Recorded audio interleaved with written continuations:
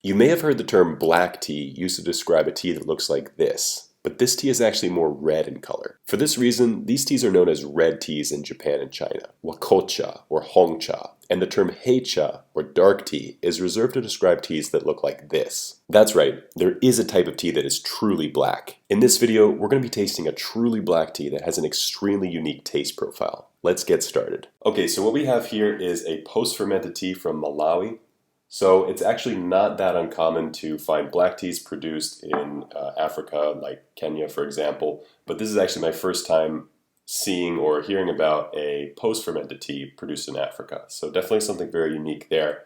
I wanted to do this video to kind of explain to you about a new category of tea, which is basically ripe tea. So you may have heard of ripe pu'er tea. This is a ripe post-fermented tea that comes from a very specific region. Now, if it's outside that region, it's just known as a dark tea or a post-fermented tea. You may also use the term heicha. So this tea, instead of being fermented in what would be considered kind of the natural environment where it's aged over time with kind of the microbes in the air, it's actually wet piled. So they'll actually do it in a special room. They'll kind of create the ideal conditions for fermentation to take place. They'll pile up the leaves, spray a little bit of water over them, spray some microbes as well. And it almost could be considered an artificial fermentation process. It certainly takes less time and it produces a very different result. So I've actually been brewing this tea for a little over a minute already before filming the video. So it's almost ready. I'm using a 3-minute brewing time. And what you're going to notice here is very spectacular. So this tea is, as you can see, very dark. And I did brew it using a high leaf to water ratio because after playing around with this tea for a little while, I've learned that if you're not going to brew it with a heavy leaf to water ratio, you might as well not brew it at all because it really shines when you kind of have a heavy brewing on it. So you see very dark, pretty much opaque. You can't see through it at all, really. Can't even see my finger through it. Let's go ahead and have a taste. Yeah, right away, the first thing that comes to mind is like these kind of antique woods, like mahogany. It is a little bit earthy. It's a little bit dry in the finish. I'm getting some of these dark liqueur, kind of like, something like I'm not really particularly into this, but like a casket aged rum or something.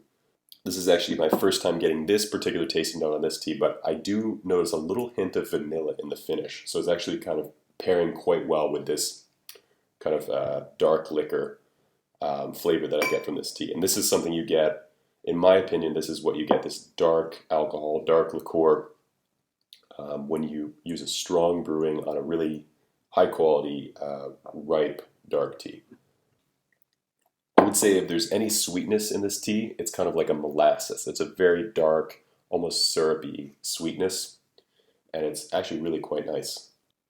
So definitely much more in these darker, earthier tasting notes. You get a little bit of vanilla, a little bit of mahogany wood, a little bit of this kind of almost like an oak casket. It's really nice, dark liqueur and molasses sweetness. So really complex tea, very enjoyable, but also very unique. Something you wouldn't really find across any other tea type. It's only going to be this ripe fermented tea. Okay, so just looking at the second steeping here, it's much clearer, it's much more reddish. So I'm guessing most of the strength ended up in the first brewing, but let's go ahead and test this one out. So the second brewing is a little bit more oaky, a lot less of this molasses kind of dark liqueur. I was even getting some licorice in the last brewing. This is all kind of disappearing, some of these heavier, darker notes. It's leaning much more into the wooden direction. So I'd say a little bit oaky, a little bit like fall leaves.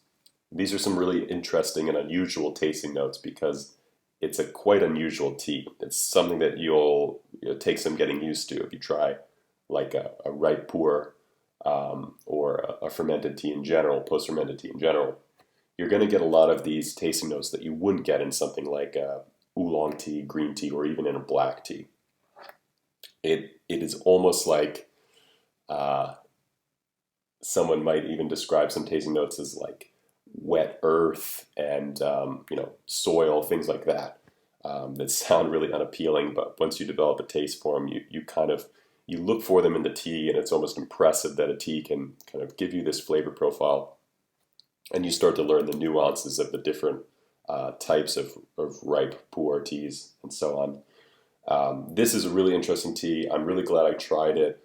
It's from Malawi, as I mentioned before, which is, as far as I know, a tea region I haven't heard much of. But so far, 100% of the teas that I've tried from Malawi I like. So it's a good success rate so far. And this one is, a good example of a ripe pu'er tea. Not that it is a pu'er because it's not from the proper region, but it's kind of in that same category. And if you evaluate it with that criteria, I think it's a really good tea. Kind of heavier on these darker, I think like the quality marker for a ripe post-fermented tea is if it's really strong on these kind of dark liqueur, licorice, molasses notes, then you typically have a good one, at least in my book. So very good tea. I'm glad to do this tasting, and I'm happy to show you guys a new tea that you maybe didn't know of before. Hopefully we can do more videos like this in the future where I kind of explore different types of teas that I'm not so familiar with, because normally my experience is with Japanese green tea after traveling around Japan with the NEO team, sourcing the best organically grown Japanese green tea. These are kind of the teas that we're most comfortable with, but we like to explore new types of teas like Chinese teas, Indian teas, and so on, and make some videos about it. So I hope you like it. If you do, please be sure to hit the thumbs up button, subscribe to our YouTube channel. We'd really appreciate it. And if you're looking for Japanese green tea, you know where to find us. So thank you all so much for watching, and we'll see you next time.